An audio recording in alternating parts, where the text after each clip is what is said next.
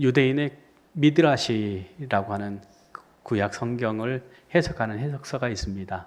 그런데 그 해석서에 보면은 바벨탑 사건을 기록한 것이 있는데요. 우리가 잘 알듯이 바벨탑은 하나님께 대한 도전이었지 않습니까? 그래서 하나님의 그 계시는 곳까지 우리가 한번 탑을 높이 쌓아서 우리 이름을 좀 내보자라고 하는 그런 생각으로 바벨탑을 쌓게 되어졌는데, 이게 높이가 너무 높다 보니까 나중에는 밑에 땅에서 벽돌을 가지고 그 꼭대기까지 올라가는 기간이 1년이 걸렸다 합니다. 그러니까 한 사람이 벽돌을 지고 올라가는데 얼마나 걸렸다고요? 1년이 걸리니까 얼마나 힘들고 어렵겠어요. 그런데 이상한 일은 뭐냐면 그 벽돌 지고 가는 사람이 떨어진 것은, 그러니까 떨어지면 죽겠잖아요. 그 높이가 얼마나 높으면. 떨어져 사람이 죽는 것에 대해서는 사람들이 관심이 없더라는 거예요. 그런데 그 벽돌 한 장이 떨어진 것으로는 사람들이 너무 슬퍼하면서 울더라는 거예요. 왜냐하면 이 벽돌 하나 가지고 올라오는데 1년이 걸리니까 이 벽돌이 얼마나 귀하겠습니까? 그런데 이것이 뭐냐면 바로 물질주의의 가치관이 바벨탑 사건과 같다라고 하는 거예요. 사람이 귀하고 생명이 귀하고 정말로 영원히 귀한 것인데 이것들은 전혀 관심이 없고 물질에만 관심이 있는 것이 지금 세속주의의, 지금 세상의 그 삶인 것 같아요. 그래서 더 많은 돈을 벌기 위해서, 또 성공을 하기 위해서, 또 권세를 잡기 위해서 얼마나 많은 사람들이 노력하고 애쓰는지 모릅니다. 그런데 정작 생명에 대한 그러한 생각은 갖지 못하고 돈보다도 못한 존재로 여길 때가 많이 있다라고 하는 거예요. 그럼 교회는 어떠한가라고 하는 거죠. 그런데 교회는 영원 구원을 위한 공동체이다라고 하는 거예요. 교회는 뭐라고요? 영원 구원을 위한 공동체라고 하는 거예요. 교회의 목적이 뭐냐면 영원 구원을 위해서 존재하는 것이 교회라고 하는 겁니다. 즉 생명을 살리고 영혼을 구원하는 곳이 교회라고 하는 것이죠. 그렇기 때문에 교회는 조직 이전에 영혼의 귀중함을 알아야 된다고 하는 거예요. 또한 화려하고 큰 건물 이전에 영원 구원하는 일이 최우선이 되어야 된다고 하는 겁니다. 그래서 교회는 어떤 사업보다도 영원 구원하는 일에 모든 것을 쏟아 부어야 된다고 하는 겁니다. 그런 면에서 교회가 정말 한 영혼을 위한 그러한 애씀이, 수고가 있어야 된다고 하는 거죠. 우리 목양교회는 한 영혼을 위한 정말로 애씀과 수고가 있는가 라고 하는 것을 우리가 좀 생각해 보아야 한다는 것이죠. 생명이 귀하고 영혼이 귀하고 그 생명이 예수 그리스도의 그 보혈의 피로 구원받는 것이 정말 귀하고 복된 것을 알고 그 영혼을 살피고 그 영혼을 위해서 수고하는 것을 아끼지 않는 것이 우리 목양교회가 되어야 될 줄로 믿습니다. 그런데 오늘날 수많은 한국 교회를 돌아볼 때에 건물이, 또 교인 숫자가, 또 하는 일들이 오히려 더 중요하게 생각되어지고 영혼에 대한 열망은 사라지고 있는 것이 요즘 교회의 세태인 것 같습니다. 정말로 영혼 구원을 위해서 모든 것을 쏟아 부어야 되는 그러한 교회가 다른 것에 지금 너무너무 많은 관심을 갖고 있다라고 하는 거예요. 그래서 분란이 일어나는 것도, 다툼이 일어나는 것도 뭐냐면, 싸움이 있는 것도 뭐냐면, 그러한 문제, 영원 구원에 대한 문제가 아니라 생명 살리는 일에 대한 문제가 아니라 건물에 대한, 또 재산에 대한 이런 문제가 오히려 많이 지금 부각되고 있는 것이 사실 아닙니까? 그런데 우리가 초대교회를 우리가 좀 집중해서 볼 필요가 있습니다. 교회란 무엇인가? 라고 하는 것인데, 첫 번째 초대교회. 교회는 영원 구원의 최고의 가치를 두는 곳이 초대교회였다라고 하는 것입니다. 사도행전 2장 40절에서 41절 말씀 보면, 여러 말로 확증하며 권하여 이르되 너희가 이 패역한 세대에서 구원을 받으라 하니, 그 말을 받은 사람들은 세례를 받음에 이 날에 신도의 수가 3,000이나 되더라, 이렇게 말씀하고 있습니다. 여러 말로 확증하며 권하여 이르되 너희가 이 세대, 이 패역한 세대에서 구원을 받으라 라고 하는 그 메시지를 듣고 이 사람들이 회개하고 세례를 받았다라고 하는 것이죠. 이 말의 뜻은 무엇입니까? 사도들이 전하는 그 복음, 베드로가 전하는 그 말씀에 진실성이 있었다라고 하는 거예요. 우리가 예수 믿을 때에, 전도할 때에 어떤 말을 듣는가라고 하는 것을 우리가 생각해 보면 알 수 있습니다. 예수 믿는 사람들 전도할 때 그 사람들이 귀를 기울이는 그 이야기가 무엇이겠습니까? 그들이 정말 듣고자 하는 것이 무엇이겠습니까? 정말로 예수 그리스도를 통한 구원의 그 소중함과 영원을 위해서 예수 그리스도께서 이 땅에 사람의 모습으로 오시고 또한 십자가에 못 박혀서 죽으신 그 사랑에 대한 얘기 아니겠습니까? 그런데 그 얘기가 진실한 마음으로 그들의 마음이 움직여지는 그 말로 들려져야 된다고 하는 거예요. 그런데 지금 복음을 전하려고 해도, 전도하려고 해도 이 사람들의 마음은 닫혀 있습니다. 들으려고 하지 않아요. 왜냐하면 예수 믿는 사람들의 말이 삶과 다르기 때문에 그런 거예요. 말하는 대로 살면은 그 말에 힘이 있지만은 말하는 것과 사는 것이 다르면은요, 그것은 그냥 흘러들을 수밖에 없는, 지나갈 수밖에 없는 소리일 수밖에 없다라고 하는 겁니다. 그런데 초대교회 그 사도들이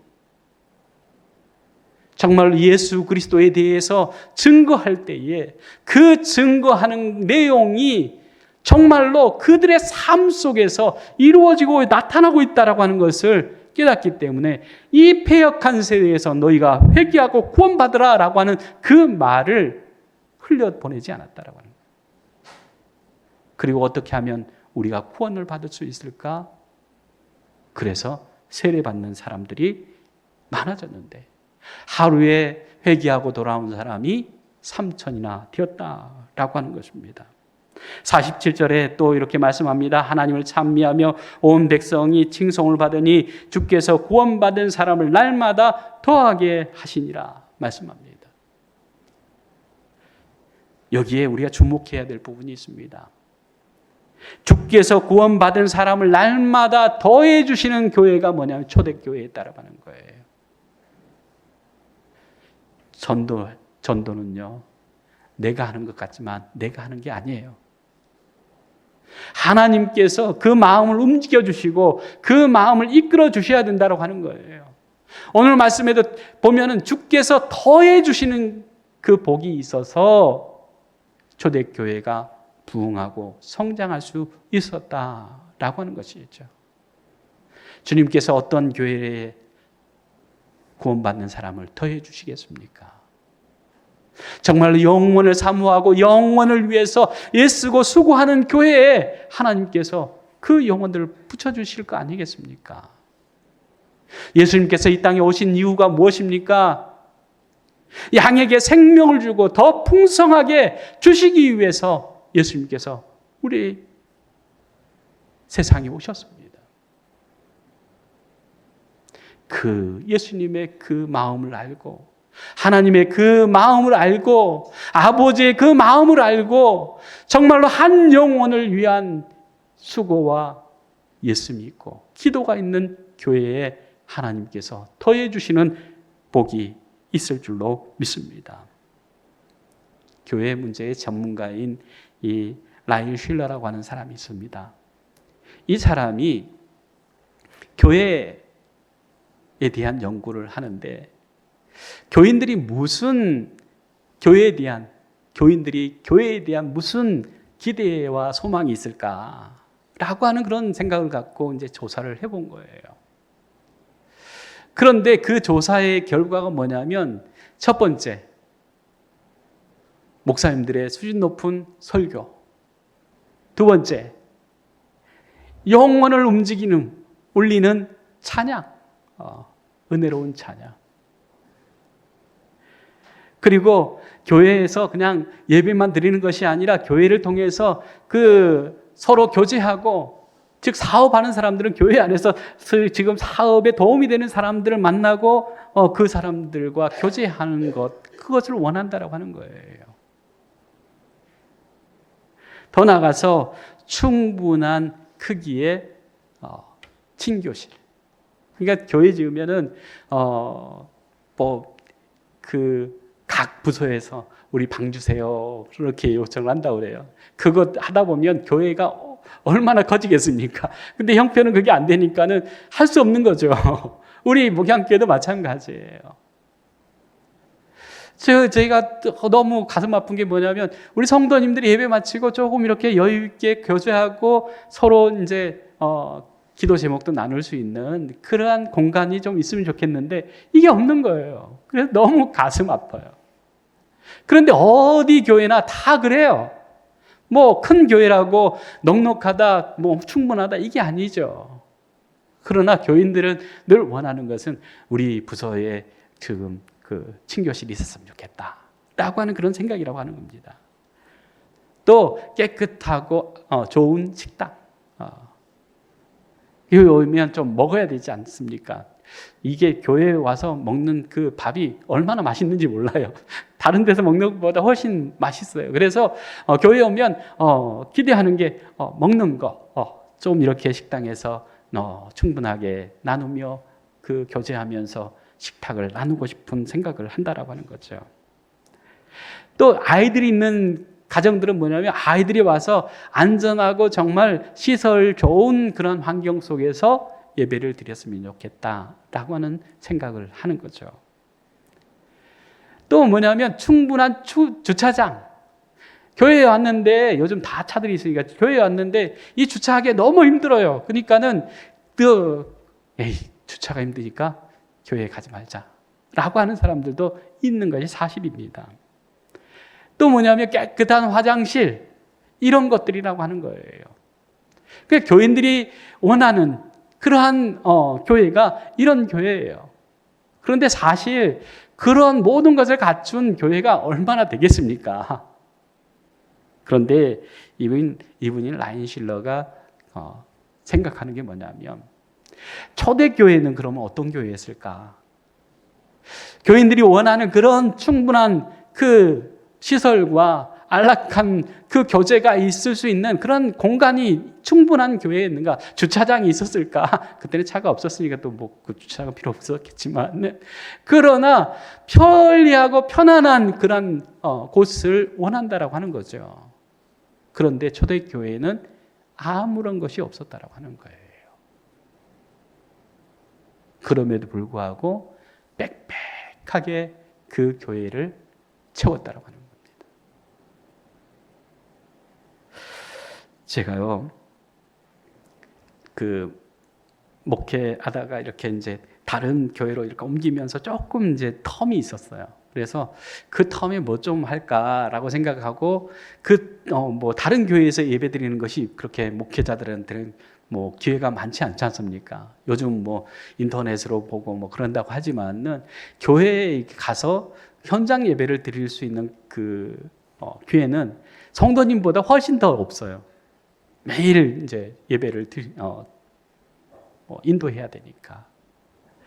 그런데 너무 좋은 시간이다라고 생각해서 좀 그 교회들을 한국에서 그래도 이름 있는 교회들을 좀 가보자 라고 생각해서 제일 처음에 갔던 곳이 뭐냐면 그래도 우리나라에서 제일 큰 교회를 한번 가보자 라고 생각하고 제가 운전해서 교회를 갔어요.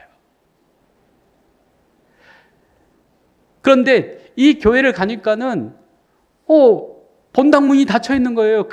들어갈 수 없다는 거예요. 그래서 그럼 어디 가냐 그랬더니 따라오라고 하면서 안내하는 게 저 지하더라고요. 지하에 갔는데 본당은 이렇게 깨끗하고 참 이렇게 안락하고 그런 환경이고 그러는데 그 지하에 가니까는 옛날 우리 80년, 90년대 교회, 그러니까 언제 쓰던 의자인지 모르지만 그런 의자들이 놓여 있고 또한 그 의자도 부족해서 접이식 의자를 놓고 있고 또 그것도 부족해서 뭐냐면 그냥 밑에다 깔개 깔고 앉아서 예배 드리는, 근데 예배도 TV 보고 있어요.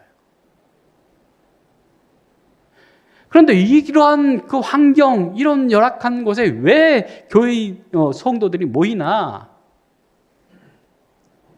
생각해 보니까는 그 목사님의 설교도 대단하죠. 그런데 그것도 있지만은 성도들의 영혼에 대한 열망이 얼마나 뜨거운지 몰라요.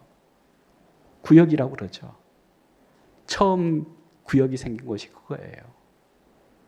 그래서 구역에서 모여가지고 예배드리고 말씀 같이 나누고 서로 이렇게 장만한 것들 서로 나누면서 같이 기도하고 또 옆에 있는 사람들, 믿지 않는 사람들을 초청해가지고 그 예배에 같이 참여시키고 복음 전하고 교회로 인도하는 그 교회예요. 결국 뭐냐면 다른 것이 아니라 영혼을 정말 귀하게 여기는 그러한 마음들이 교회에 있었기 때문에 그 교회가 성장하고 부흥하더라 라고 하는 것을 생각해 봤습니다. 우리 목양교회가 부흥하고 성장할 수 있는 그 유일한 방법은 뭐냐면 영혼을 위한 수고, 영혼을 위해서 기도하는 그 뜨거운 열망이 있어야 된다고 하는 거예요. 예수님께서 하늘 보좌를 버리시고 이 땅에 오신 유일한 목적이 영혼 구원하시기 위해서 아닙니까? 우리가 정말로 영혼 구원을 위해서 정말로 우리 교회가 모든 것을 다 쏟아붓는다고 하면 우리 교회는 하나님께서 더해 주시는 구원받는 사람들이 날마다 더해지는 복을 누리게 될 줄로 믿습니다. 두 번째로는 초대교회는 말씀으로 교제하고 기도하는 데 힘쓰는 교회다라고 하는 거예요. 2장 42절 말씀 보면 그들이 사도들의 그 가르침을 받아 서로 교제하고 떡을 떼며 오로지 기도하기를 힘쓰니라 말씀합니다. 사도들이 가르치는 그 말이 무엇이겠습니까? 예수 그리스도에 대한 얘기 아니겠습니까? 예수 그리스도를 통한 구원의 말씀 아니겠습니까? 그 말씀을 가지고 서로 교제하고 떡을 떼고 오로지 기도하기를 힘썼다라고 하는 것이죠. 46절에는 날마다 마음을 같이하여 성전에 모이기를 힘쓰고 집에서 떡을 떼며 기쁨과 순전한 마음으로 음식을 먹었다 이렇게 말씀합니다. 성전에서도 교제에 떡을 나누지만 집에서도 그 떡을 떼면서 기쁨과 순전한 마음을 갖고 살았다라고 하는 거예요. 여러분, 예수 믿는데 기쁨이 없다. 있을 수 있는 일입니까? 말씀 좀 해보세요. 예수 믿는데 기쁨이 있을 수 없다. 이건 있을 수 없는 일이죠. 예수 믿는 사람들은 무조건 기뻐해야 돼요. 아멘? 왜요? 주님이 계시니까. 세상에 어떤 것보다 더 귀한 주님이 우리 안에 계시잖아요. 우리와 함께 하시잖아요. 그러면 주님이 함께 하시는 그 이유 하나로만으로도 우리는 기뻐할 수밖에 없다고 하는 거예요. 그러한 기쁨이 초대교인들에게 있었다고 하는 거예요. 믿지 않는 사람들이 믿는 사람들을 볼 때에 세상 근심 다 짊어지고 살아가는데 그들이 교회 나오겠습니까?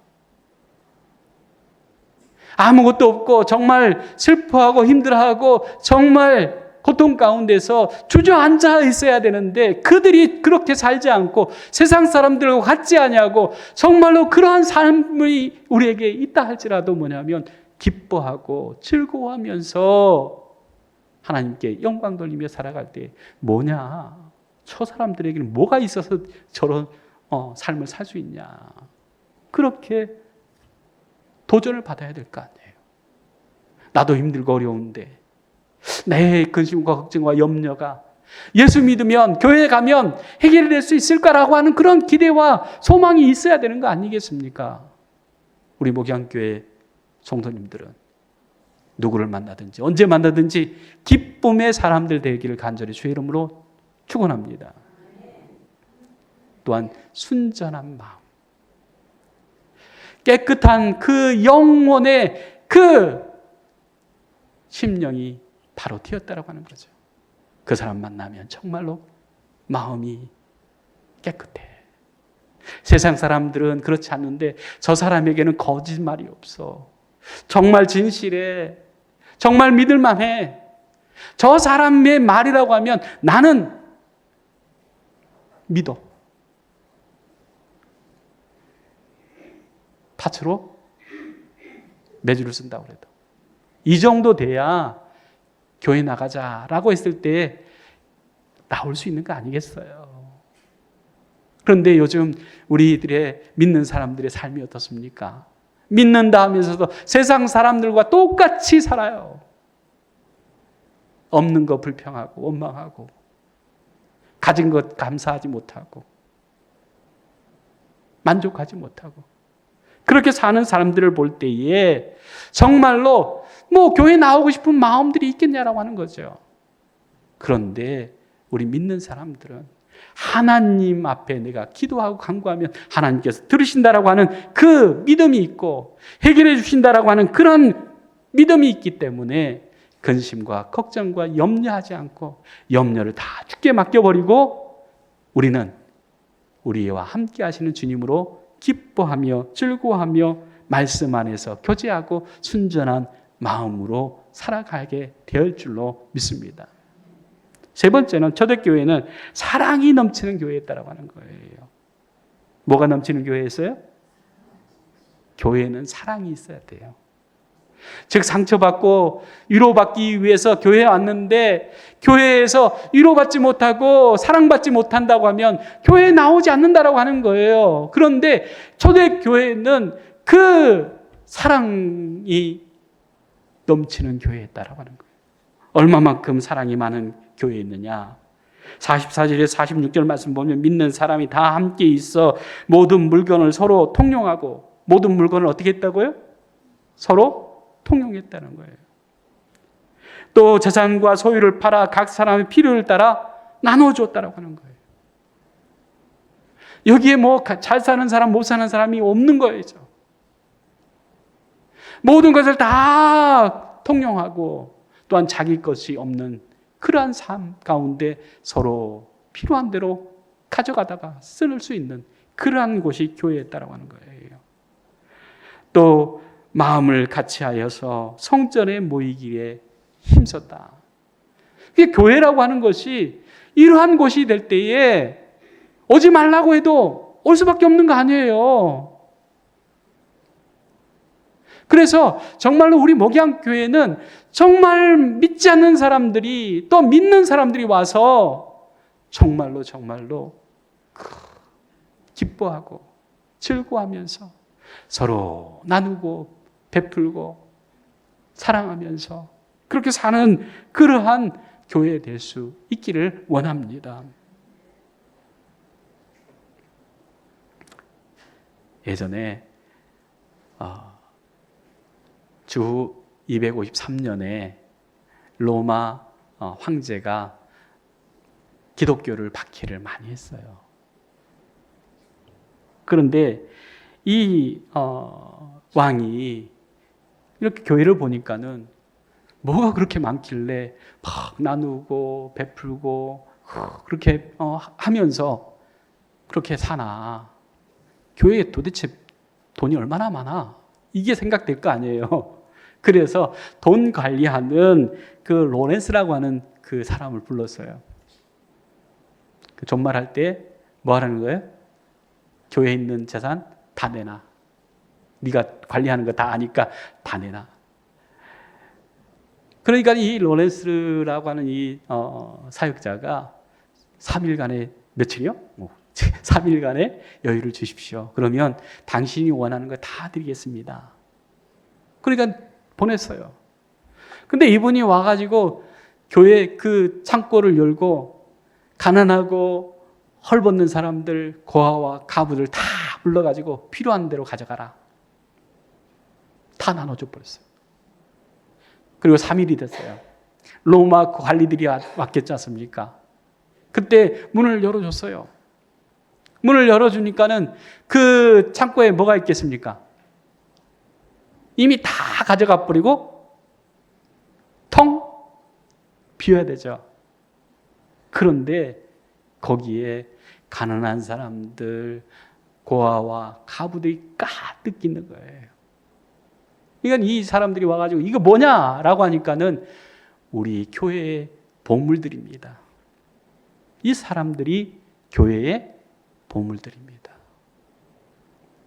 이 말을 할 때 살아남겠어요? 죽겠어요? 다 가난한 사람들한테 나눠줘 버리고 이 사람들이 교회의 보배입니다. 보물입니다. 라고 했다는 이유로 참수형을 당했습니다.